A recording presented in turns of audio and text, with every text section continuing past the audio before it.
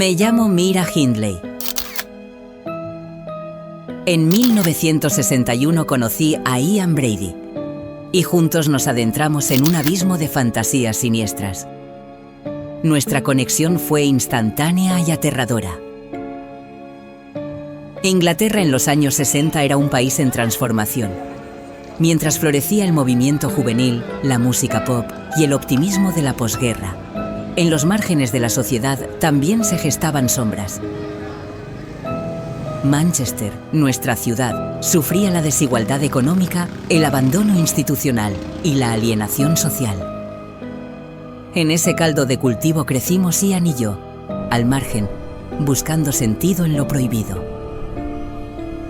Nuestras acciones dejaron una cicatriz imborrable en la historia del Reino Unido, convirtiéndonos en figuras infames, cuyo legado de terror perdura hasta hoy.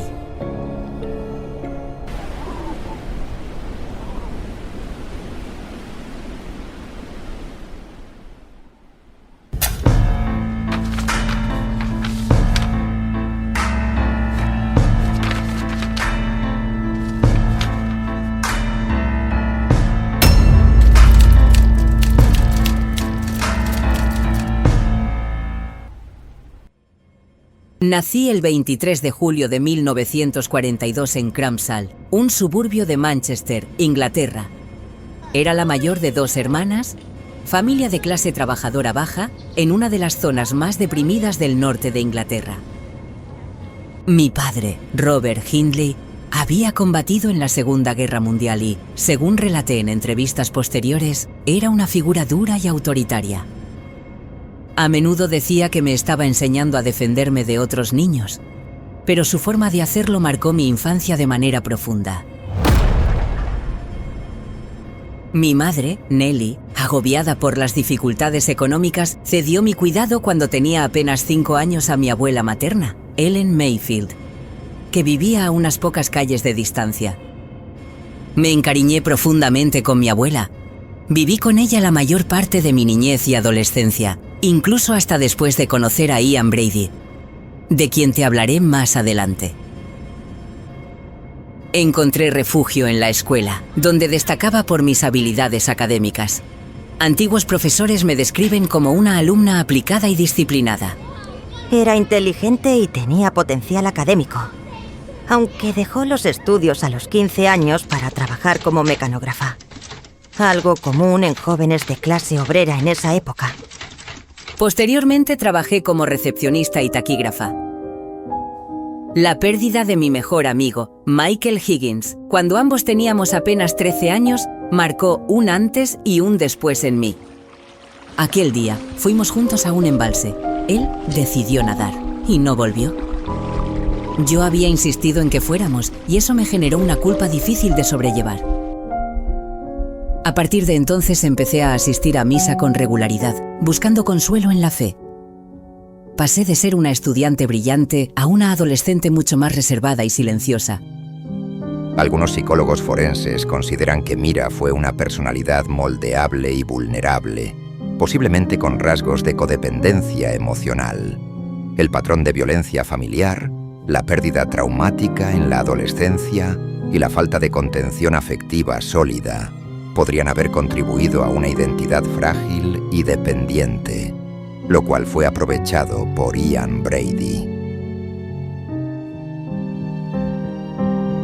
En enero de 1961 comencé a trabajar como secretaria en Millwards Merchandising Company, donde conocí a Ian Brady, quien trabajaba como archivista contable.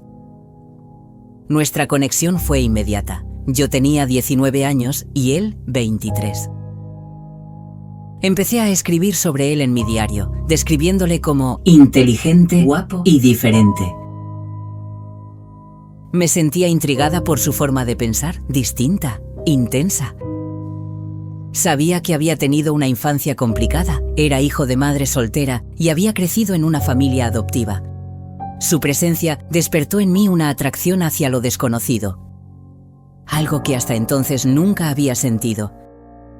Ian mostraba una inquietante falta de empatía y sus antecedentes incluían pequeños delitos, como robos. Admiraba a filósofos con visiones extremas del mundo, como Nietzsche o el Marqués de Sade, y leía textos ideológicamente peligrosos como Mein Kampf. Estaba obsesionado con el control absoluto, la dominación y el rechazo total de cualquier norma moral. En su visión distorsionada, los crímenes no eran solo actos violentos, eran demostraciones de poder. Para él, tomar una vida era un acto de control total. Juntos llevamos a cabo una serie de actos que conmocionarían a todo el Reino Unido. Entre julio de 1963 y octubre de 1965 cometimos 5 crímenes atroces en Manchester. Todas las víctimas eran menores. El patrón se repetía con escalofriante frialdad. Un acercamiento premeditado. Un traslado a los páramos, alejados de cualquier ayuda. Y allí, el horror. Los páramos se convirtieron en nuestro cementerio secreto. El 12 de julio de 1963 fuimos un paso más allá. Me acerqué a una joven de 16 años, Pauline Reade. La conocía del barrio. Le pedí que me acompañara a Saddleworth Moor, diciéndole que había perdido un anillo y necesitaba ayuda para buscarlo. Ian nos siguió en su motocicleta manteniéndose a distancia. Cuando llegamos a los páramos, nos adentramos en una zona alejada del camino. Una vez allí, Pauline fue atacada. Según la autopsia, sufrió heridas por arma blanca y murió por estrangulamiento. Brady enterró el cuerpo cerca de un montículo de tierra, cubriéndolo con turba. Este asesinato permaneció oculto durante más de 2 décadas. El 23 de noviembre de 1963, John Kilbride, de solo 12 años, se encontraba en el mercado local de Ashton-under-Lyne, vendiendo botellas vacías para ayudar a su familia. Le ofrecimos llevarlo a casa en coche. El niño, confiado, aceptó. Pero en lugar de eso, lo llevamos a nuestra vivienda, en Hattersley. Brady le pidió que colaborara en unas supuestas fotografías. Poco después, el menor fue inmovilizado, sin posibilidad de escapar. Según la reconstrucción forense y las propias declaraciones de Brady, John fue asesinado por estrangulamiento con un cordón de zapato. Su cuerpo fue envuelto en plástico y enterrado esa misma noche en Saddleworth Moor, cerca de Holling Brown Knoll. Brady desarrolló una obsesión por documentar ciertos aspectos de los crímenes. Tomaba fotografías de los lugares y conservaba algunos registros sonoros. En el juicio se presentó una imagen de Mira, tomada en el mismo lugar donde, años después, fueron hallados los restos de John. Aparecía sonriendo mientras señalaba el punto exacto.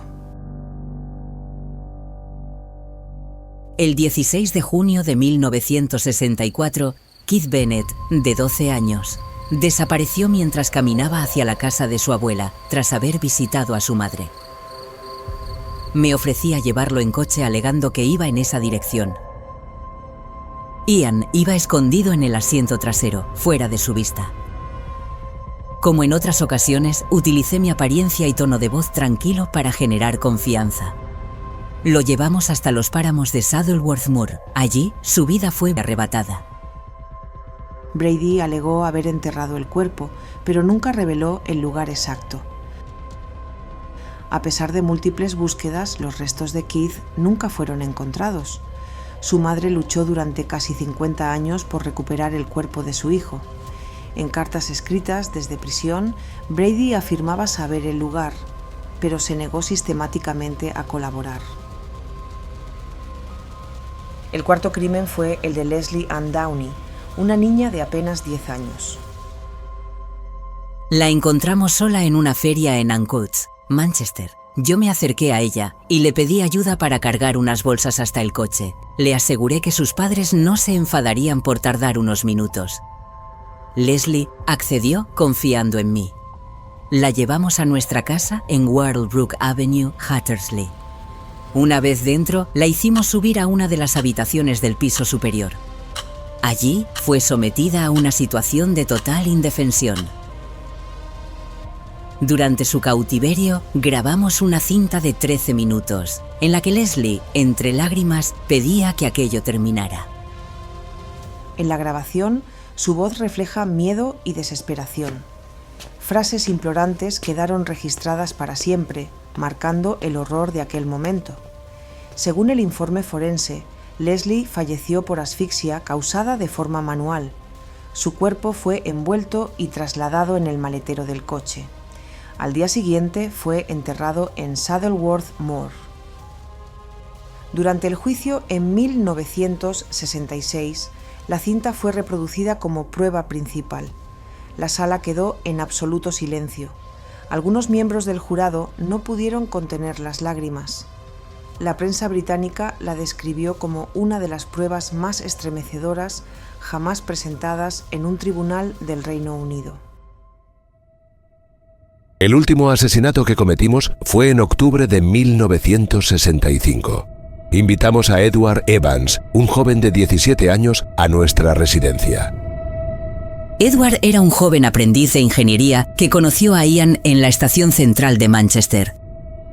Ian lo convenció de ir a su casa, donde supuestamente iban a beber y escuchar música.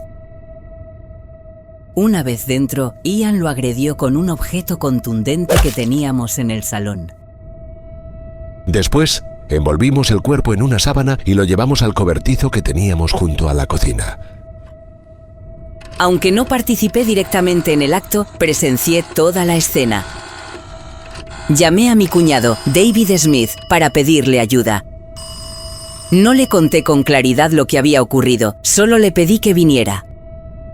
Al llegar, vio el cuerpo y fingió estar de acuerdo por miedo. Esa noche vomitó del impacto.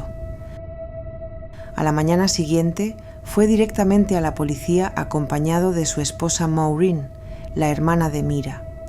Su testimonio fue clave para la detención. I'm in bed late in the evening. The bell rings. I get out of bed and there's Hindley.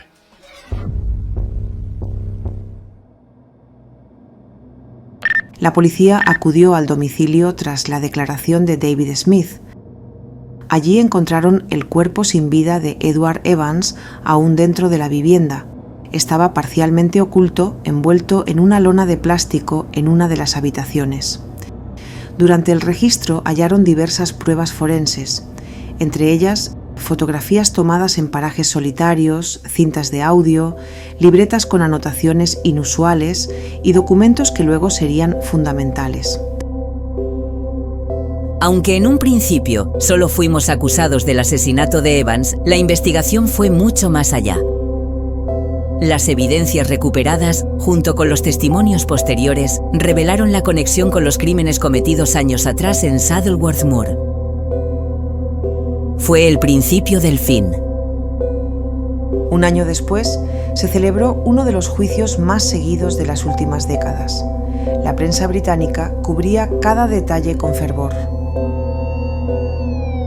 Mi rostro, con el cabello rubio decolorado y una expresión imperturbable, fue inmortalizado en los periódicos como la imagen del mal. Durante años, mi nombre fue utilizado como sinónimo de monstruosidad en los tabloides. Las familias de las víctimas emprendieron una lucha incansable para evitar que saliera en libertad. Cada vez que solicitaba la condicional, el miedo resurgía. 2 meses antes del juicio, el Reino Unido había abolido la pena de muerte. Desde entonces, la cadena perpetua se convirtió en la condena máxima posible. Y así fue, nos condenaron a prisión de por vida. Con el tiempo cambié mi versión en varias ocasiones. Afirmé haber sido manipulada, pero también confesé, de forma explícita, mi participación activa en los crímenes. Durante un tiempo en prisión, Ian y yo mantuvimos correspondencia secreta, pero cuando comencé a colaborar con la policía y a revelar detalles que hasta entonces había callado, él me repudió. Me convertí en una traidora a sus ojos.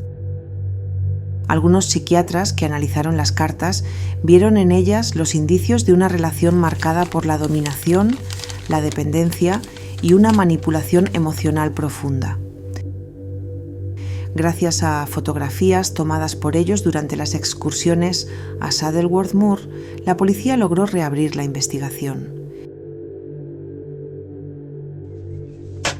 En 1987, más de 20 años después de la condena, se descubrieron los restos de Pauline Reed, la primera víctima, en los páramos. A día de hoy, algunos investigadores siguen convencidos de que podrían existir más víctimas, cuyos cuerpos nunca han sido encontrados. El 15 de noviembre de 2002, un infarto puso fin a mi vida.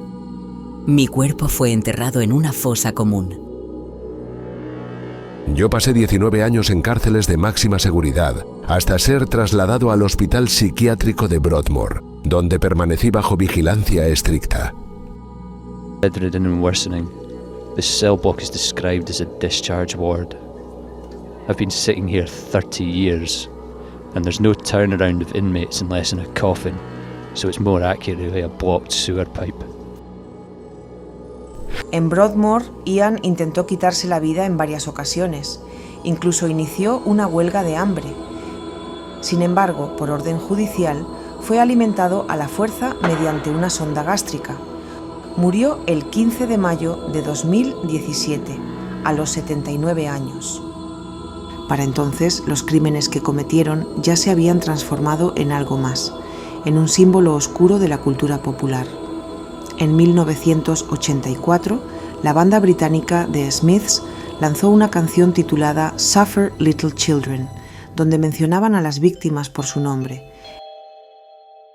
En 2008, el artista Russell Young creó una obra visual en la que sus retratos eran reinterpretados al estilo de iconos del pop, como Kate Moss y Pete Doherty. ¿Qué impulsa a una sociedad a convertir a los criminales en iconos? Nuestros crímenes marcaron un antes y un después en la criminología británica. A raíz del caso, se reforzó el uso del perfil psicológico en la investigación de delitos violentos. También se implementaron nuevos protocolos en la búsqueda de niños desaparecidos. Hoy, más de medio siglo después, nuestros nombres siguen provocando escalofríos. No como advertencia, sino como un eco perpetuo de lo que ocurre cuando la humanidad pierde el rumbo. Si te gustó este vídeo, dale like y suscríbete para más contenido sobre crímenes y misterios impactantes. No olvides compartir tus pensamientos en los comentarios. ¿Qué convierte a una persona en un asesino? En los años 70, Estados Unidos vivió una era aterradora, el auge de los asesinos en serie. Entre los primeros en ser perfilados por el FBI estaba Edmund Kemper. Con un historial de violencia temprana, conflictos profundos con su madre, un coeficiente intelectual muy por encima de la media y una habilidad inquietante para manipular a su entorno. Kemper cometió una serie de asesinatos que estremecieron al país, mientras lograba permanecer bajo el radar de las autoridades durante años. Nunca apagues la luz.